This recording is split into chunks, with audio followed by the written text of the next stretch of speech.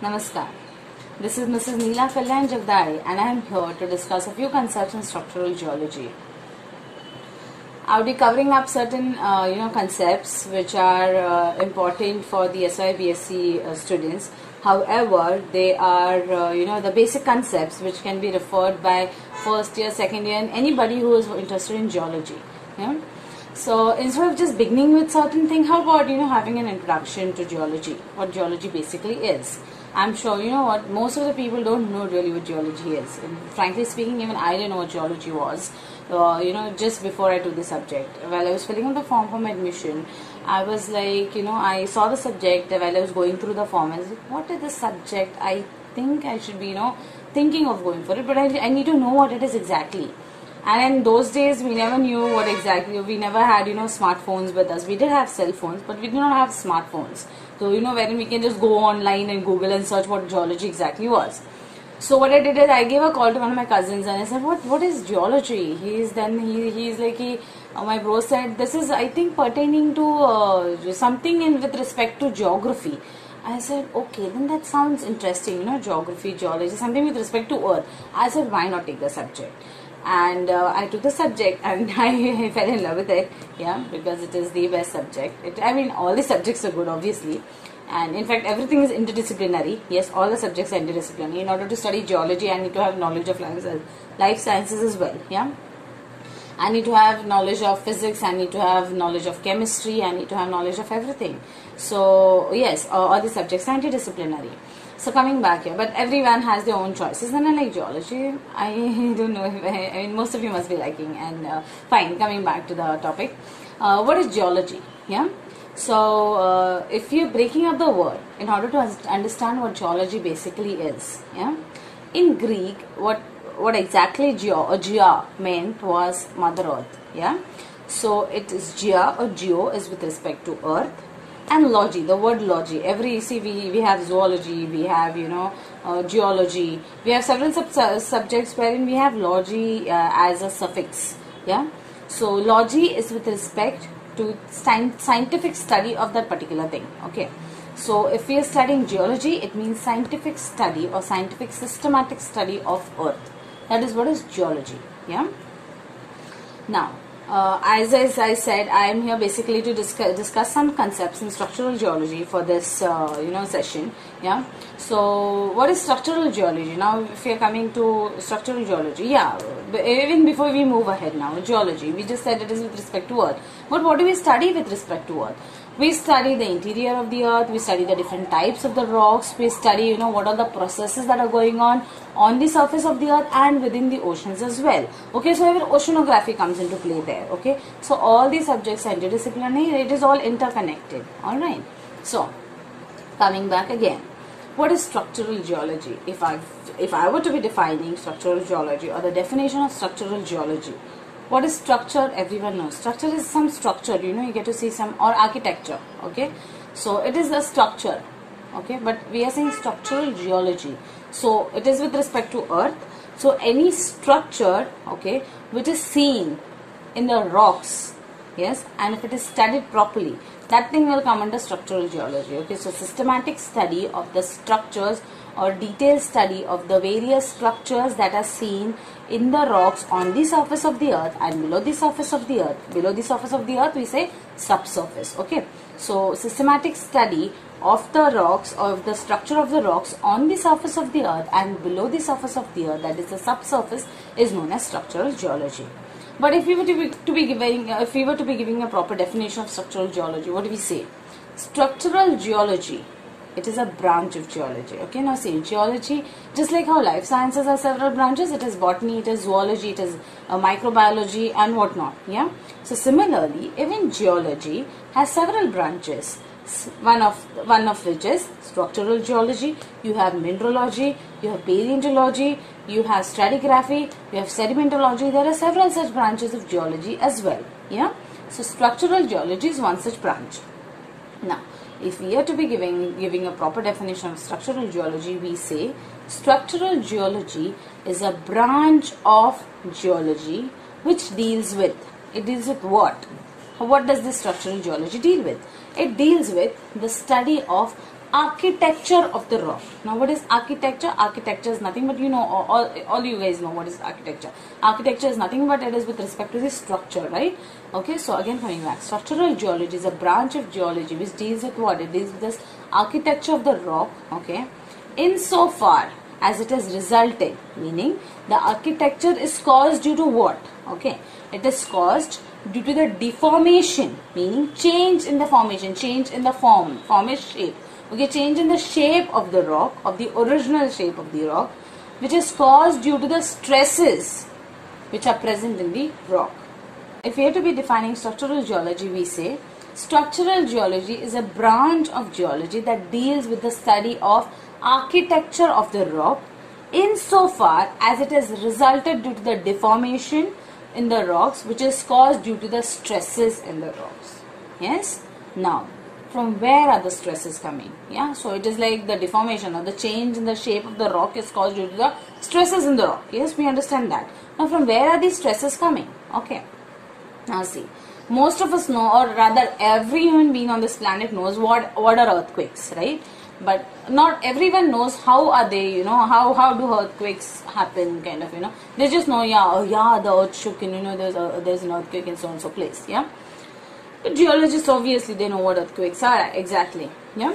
So why do you think we have earthquakes? We have earthquakes because there are stresses in the rock, okay. There is the energy in the rock which, you know, which is stored in the rock, so it is passed on in the rocks, and in some at some level or at certain time, yes, the rock cannot withstand the pressure, it cannot take that energy anymore, okay, and that is when the rock ruptures. Yes, this is what is the rupture strength of the rock. Yes, that is, the rock ruptures, and that beyond that the rock cannot take the stresses.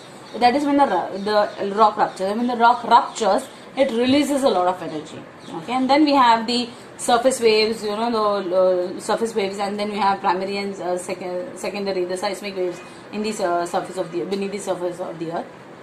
So that is the thing, so that is what is with respect to earthquakes. But this is why, the reason why we are discussing this is to understand stresses, okay. Now, yeah, now you know that there are stresses, and yes, earthquakes happen because of rupture of, you know, rocks, or breakage of rocks and release of energy and all. But from where is this energy coming? You know, we need to always understand concepts and keep on thinking logically and going back again and again. We should always go back and, you know, recall things and, you know, and then or understand them properly, rather think logically, understand them properly, and then go ahead. Yeah. So what were we talking? We were talking about from where is this energy coming? Yes. Now, see, just take a simple example. First, I'll explain the example and then we'll move on ahead. Okay, it's like when you're boiling water, how does it boil? This is with respect to convection currents. You guys know what are convection currents, right? It is first the heavier water which is at the bottom, it gets hot. Yes, it becomes lighter. Anything that is hot, it becomes light and it moves up.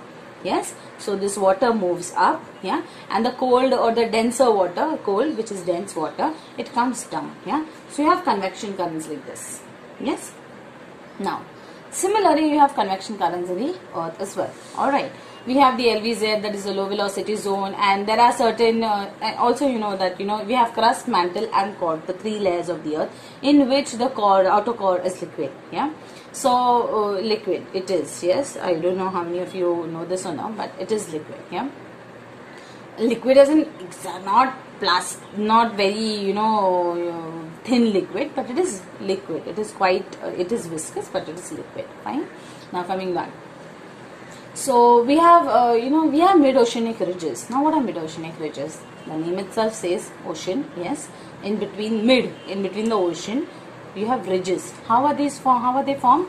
You have fractures, continuous fractures in the ocean, wherein the magma is coming out continuously. Continuously, Earth's crust is being formed at the mid-oceanic ridges. Yes. So what is happening there? The currents are coming up, kind of. Okay. That is, you have mid-oceanic, the magma is coming up. Okay. And then you have something known as subduction zone. Now, what is subduction zone? Subduction zone is a zone where one plate, okay, so supposing instead of showing this like this, I'll first show it like this, wherein one plate, okay, goes beneath the other plate like this. Okay, that is what is subduction zone. Yeah. Now, what is happening is we need to understand first thing, that is when two plates collide, Yes, the one which is weaker will go down. It will subduct. Yeah, that is subduction zone. One will go down.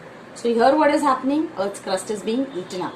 Yeah, mid-oceanic ridges, Earth's crust was being formed. Convection currents. Okay, so we have energy.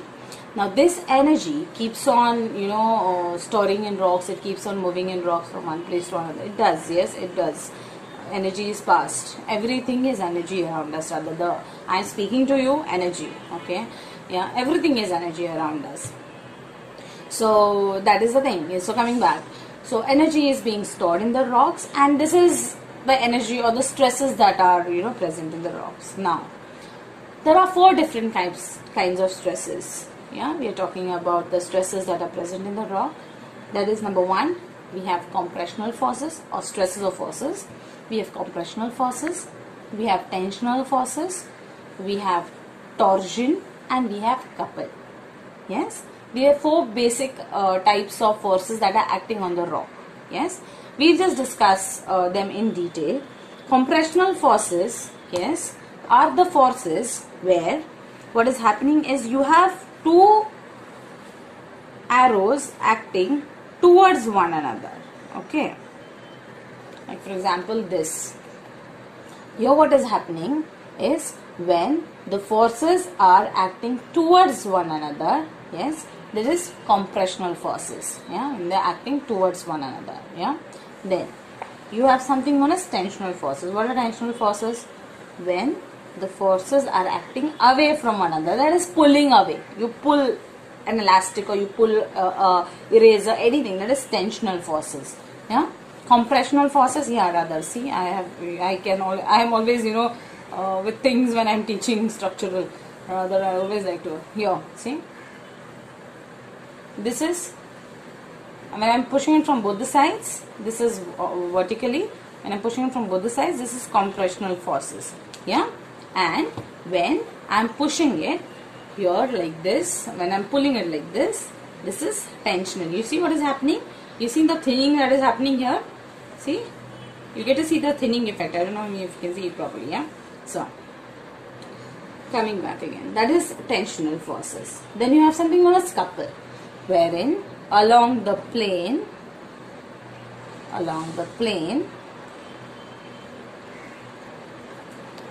diagonally opposite forces, couple is diagonally opposite forces, they are diagonally opposite, right, acting along the same plane. Okay, that is, this is a planar feature, it is a plane. When you have diagonally opposite forces acting along the same plane, it is couple. Okay, what is torsion? Torsion is when you have a chalk piece, for example. Yes, at the top you rotate it in the clockwise direction, at the bottom you rotate it in the anti-clockwise direction. Yes, it's like, and it breaks. Okay, the chalk breaks, right? It's like twisting, rather. I'll use the term twisting here, rather. Okay, so here if I am taking a pen, okay, I don't have a chalk at the moment here. That's the reason I'm using this. At the top it is anti-clockwise, at the bottom it is clockwise. So it is just the opposite forces. Okay, so when it is clockwise, anti-clockwise, in the opposite direction it twisted. Yes, this is what is torsion. So these are the 4 basic forces. We studied what is compression, we studied what is tensional forces, we studied what are couple, and we studied what is torsion. Yes, these are the stresses that are acting on the rock. These stresses lead to deformation in the rock. They change the shape of the rock. Okay, now if we are to study, if we are studying geology, we need to know the basic 3 types of rocks. The reason why I'm discussing this now is, ahead, is there are 3 basic types of rocks. What are they? We have igneous rocks, we have metamorphic rocks, we have sedimentary rocks. Yes, igneous rocks are those which are caused due to eruption or cooling down of magma. Okay, also cooling down of lava. Yes, I use the term lava here, not magma, because when there's a difference in between magma and lava. When you have magma, when we're talking about magma, it is the molten material or molten rock material which is present in the subsurface. Yes, when it is present in the subsurface, it is under pressure. because it is under pressure, it has dissolved gases in it. Yeah, but when the same magma, okay, due to some weak fracture or something, it erupts up, and due to the immense pressure, yes, it erupts up, it comes up. What is happening is it releases energy, and what happens? So what is magma? Magma is when the molten rock material is in the surface of the earth. It is under pressure. When it is under pressure, what is happening is it has dissolved gases in it. Yes, when it comes out through weaker plane or due to immense pressure, when it comes out through the fractures, yes, when it comes to the surface of the earth, it releases energy, and the dissolved gases in it are given out. Yes, because these gases are given out, what happens is the magma becomes viscous, it becomes very thick, and the flow ability of magma reduces. Yeah, so when the gases, the dissolved gases which are present in the magma, when it comes on the surface of the earth, they are released. Yes, it is known as lava. So the basic difference is magma has dissolved gases in it, lava does not have dissolved gases in it. It may, but to some extent, not a lot of dissolved gases in it. It's best example, you take Coke bottle. Yes, initially what we do is, it is not, Coke is like, okay, it is comfortable, like it is in its normal situation, but when you shake it, you get to see some bubbles in it, and when the moment you open the the lid, what happens is it just fizzes out, right? Similarly, all bubbles just come out, right? Because there are dissolved gases present in it, right? Similarly, magma contains dissolved gases. Lava does not have dissolved gases in it. It has gases, but they are not dissolved. I mean, they are present, yes, but less as compared to that of magma, right? Okay. The reason why we are dealing with this is in order to understand what are igneous rocks. Igneous rocks are rocks which are formed due to cooling of lava, okay, or even magma which is in the subsurface. We have granitic rocks and all. Alright, fine. Keeping that aside, we have metamorphic rocks. Meta is other, morphous form. So whenever one rock is converted or changed from one form to another due to increasing pressure temperature condition, yes, that is known as metamorphic rock. Yes, then we have something known as sedimentary rocks. Now the third type of rock, most important. Yeah, actually all of them are important, but the medium that I am talking through, the phone, yes, is coming through something that is coming through sedimentary rocks, that is coming from sedimentary rocks. I am not going to talk in question mark language now. Let me tell you straight away. I am using a smartphone which has polycarbonate material or polyvinyl thing. It has some plastic content in it, right?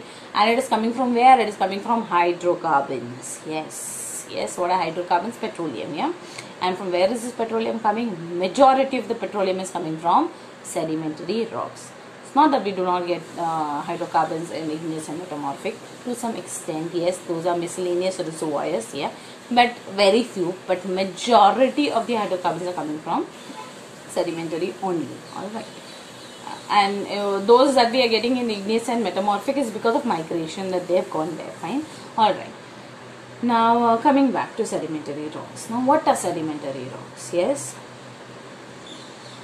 the rocks which are formed due to layers of sediments, compaction of layers of sediments, are known as sedimentary rocks. How does this happen? Some place somewhere, okay, at an higher elevation, okay, due to weathering and erosion, due to heat, temperature, wind, water, there is weathering and erosion happening everywhere on this planet, right? Yeah. So now when that is happening at some higher elevation at some place, yes, what is happening? The rocks are breaking down. Yeah. When these rocks are breaking down, they are carried from one place to other. Best example is sand present in rivers. Yes, for construction material we need sand, right? From where do we get the sand? We get it from the rivers. Yes. From where does it come into the river? It is migrated from one place to another. Okay, this is nothing but rocks which are broken down first small, like for example this size is broken down in this size, then this size, then this size. It breaks down. Okay, the moment or the amount of migration it goes through, okay, will lead to roundening of the rocks, okay, yes, or the grains, sorry, will lead to roundening of the grains, and the grain size will reduce as well. Alright, so similarly this sand material, this sandy particle, where do rivers flow? Where do they go? Ultimately they go into the oceans or the seas, right? So when they carry this material there, they dump it in the ocean. When they dump it in the ocean, they lead to formation of sedimentary rocks there. Okay, yeah. So that is we get formation of sediments, layers of rocks. Okay. So when you have layers of sedimentary rocks deposited like this, I always have to have something to teach this. And one thing I prefer when people are imagining things. Okay, it is better if you imagine things. If you improve your imagination power rather than just seeing something on a so just seeing something and okay, yeah, it is like this, okay, then fine, yeah. But if you imagine it, you remember it for a longer time, you tend to understand it properly. So my concept is to make people imagine things. Even I imagine things rather. It is good to imagine, yeah. For example, if I am you should imagine what I am teaching or what we are discussing now, okay, rather. So here it is, you have this horizontal rock, yes, and this is horizontal, right? And we talked about compressional forces some time ago. We talked about 4 types of forces, of which one was compressional, yeah. So what is happening is when you have compressional forces, that is forces from both the sides, from this side as well as from this side. What will happen is it becomes like this. You have compressional force on the horizontal stratas, yes, because there are compressional forces, it tends to give rise to formation of a fold. This is one of the structures, yes. The reason why we were studying different types of rocks was to understand how sediments are formed, how they are horizontal, or how different rocks are and how the stress is acting on them can deform them, yeah. So here we get to see formation of a fold due to compressional forces. This is one of these structures. This is an anticlinal fold, yes. There are several different types of folds also. This is an anticlinal fold. Alright, now see, just to explain in detail kind of, we will see this is an anticlinal fold, yeah. One type of fold. Other type of fold is you have like this. This is a synclinal fold. This is a syncline, yeah, and this is an anticline, yes. This is syncline. The reason why this is known as syncline and anticline? Anti is against. You remember? Everyone knows this, right? So anti is against means what? Here the limbs are dipping away from one another. The limbs. You understand what is the limb of a fold? This part of the fold, yes, are known as limbs of fold. Okay. So now what is happening is anticline. As I said, against, the limbs are dipping away from one another. That is why it is known as anticlinal fold. Alright. Syncline, on the other hand, is like this, wherein the limbs are dipping towards one another. Yes, here the limbs are dipping towards one another. See this? It is dipping like this. It is dipping like this. Yes, I am using the word dip. Yeah. Dip means what? Dip means inclination. Okay, it means making an angle. Alright. For example, in an anticline, there are horizontal beds. Yeah, due to compressional forces. Like this, like this, like this, like this, like this, like this. They started making an angle. Angle with what? Angle with the horizontal surface. This was a horizontal surface earlier, right? And then what happened is due to compressional forces, the limbs, the strata started making an angle with the horizontal surface. They started dipping. Dip is what now? So you guys know what is the meaning of the word dip. It is nothing but inclination of the strata. Alright, yes. So in anticline you have limbs dipping away from one another. Syncline you have limbs dipping towards one another, right? So there are different types of folds. You have chevron fold and things like that. Fine. Coming back. First what we'll do is again we'll study different parts of the fold. Alright, now I'm sure most of you already must be knowing, but let's just discuss this. This is the fold. This is the crest of the fold. Yes, this part is the crest of the fold. This is the limb of the fold. Yes. This line you see? This line? This is the axis of the fold. What is it? It is the axis of the fold. Yeah. And if you have if you imagine a plane, okay, like this, through the axis, a surface, that is, if you imagine a surface through this axis like this, through this axis, this is the actual plane. Alright, this is what is axial plane. Alright, so different parts with respect to anticline. The syncline, this is the trough of the fold. We studied crest, limbs, axis and axial plane. This is the trough. This lower part is the trough of the fold. Okay, fine. Coming back. What are we studying? We are studying different structures in structural geology. Now, what is happening is, instead of moving ahead directly to different structures, okay, we studied folds just now. Yes, there are different structures, like we have folds, we have unconformities, we have fractures, joints, and things like that. Yeah, what are faults? Faults, I'll just brief you with things a little bit. Faults are when, you know, you take a rock or you take a chalk, okay, and no torsion forces, okay. You just take a piece of chalk like this and you break it like that, you know, kind of, you know, I hope you understand. You just take one hand like this ahead and the other hand behind, okay. You push it one hand ahead like this towards you and the other hand towards me, okay. It breaks, yeah. So that is due to what? Due to some forces, okay, and there is displacement along. There is displacement along it, or rather a fracture is created in that chalk. Yes, and along that fracture there is displacement. That is why the rock is broken and, you know, one hand of yours is gone ahead and the other hand is come behind. That is due to the displacement that has taken place in the chalk along the fracture that was created due to the pressure or the forces that you were exerting on the chalk, right? So that is what is fault. Similar things are happening in rocks also. In rocks also what is happening is, you know, you have this thing, and due to forces, you know, acting on the rock surface, this is a fracture is created along which there is displacement, okay. First they are the same side and then along which there is displacement, okay. This is what is a fault. When there is displacement along the fracture, we have fault. Alright, now, so these are different structures, yeah. Then you need to know what are, you know, planar features and linear features also, yeah. Planar feature, yeah, just now I just discussed, yeah, axial plane. Yeah, planar feature is when you have a plane. Even in fact, limbs also act as planes. Yeah, so you have limbs, they act as planes, planar features most of the time. Yeah, of a form. Okay, so they are, you know, planar features. All right, and linear features are when you have this. You have a surface and on a planar surface, and on the planar surface you have a linear feature, meaning a vein, a dike. It may be a dike, it is a linear feature. It may be a diamond vein, it may be a gold vein, it may be anything. Yes, diamonds and gold, you know, it comes from beneath the surface of the earth, and that is where geology is important. Yeah, fine, coming back. No, that is just this thing.